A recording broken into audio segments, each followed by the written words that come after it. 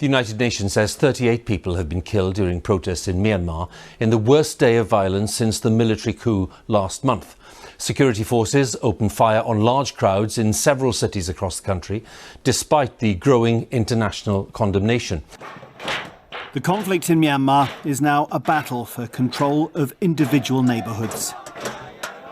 Residents and protesters barricading themselves in.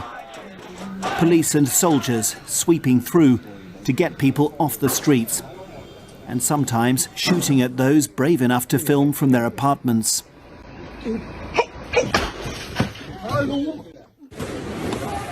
Here, the protest organisers use fire extinguishers to obscure the view, to try to avoid being shot. Because that is what the military government is prepared to do to reassert its control.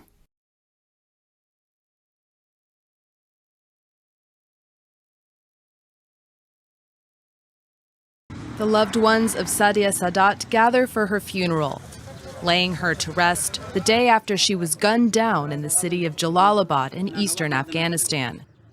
She was killed on her way home from the local TV and radio station where she worked, along with 2 of her female co-workers. Police said they took an armed suspect into custody, initially identifying him as a member of the Taliban. The government's accusations against the Taliban have been countered, however, by the Taliban's denial and by the Islamic State group claiming responsibility. It's the second IS attack on the Jalalabad broadcaster. In December, the group claimed the killing of another female employee there.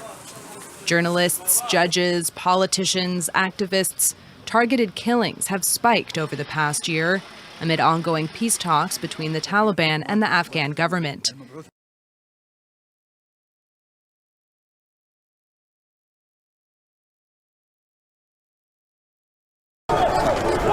Senegal's main opposition leader was arrested on Wednesday after hundreds of his supporters clashed with police while protesting a rape accusation against him.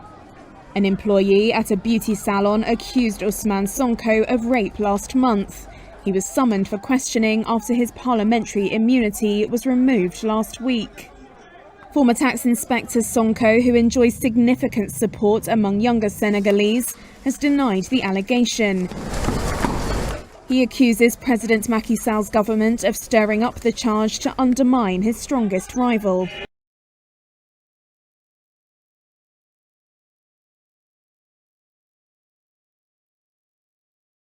The causes of Ali Boumengel's death have been known for 20 years, but on Tuesday the French state admitted to torturing and murdering the lawyer and Algerian independence activist in 1957. In his memoirs, published in 2001, the former head of French intelligence in Algiers confessed to ordering Boumengel's death, then covering it up as suicide.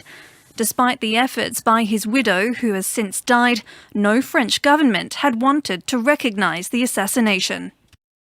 The President of the Republic received 4 of Ali Boumengel's grandchildren at the Élysée Palace to tell them, in the name of France, what Malika Boumengel would have liked to hear. Ali Boumengel did not commit suicide. He was tortured and then murdered.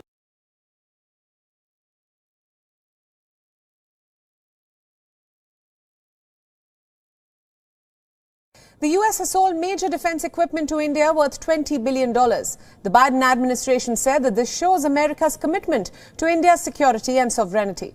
The U.S. State Department said that the amount of defense sales to India should demonstrate its commitment to its partnership with India. I believe as of this year, the United States has authorized over $20 billion in defense sales to India. It's these offers of advanced U.S. defense platforms that demonstrate our commitment to India's security and sovereignty. It demonstrates our commitment to that global, comprehensive, strategic partnership.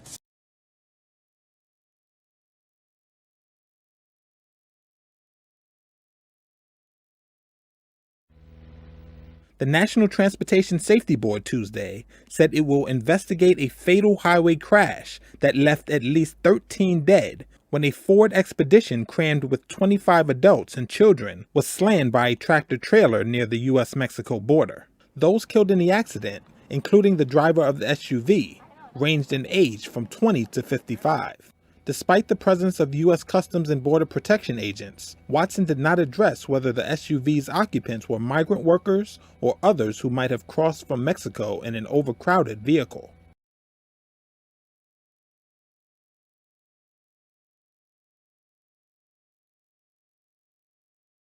Three, 2, 1, ignition. We have liftoff. The third time was almost lucky for Elon Musk's SpaceX. The company hoping to one day fly passengers to Mars saw its latest Starship prototype take off on Wednesday. After reaching its target height of 10 kilometers, serial number X switched off its three methane-burning Raptor engines before moving into a horizontal position for the drop to the ground. The descent is supposed to simulate how future Starships will re-enter the Earth's atmosphere from orbit.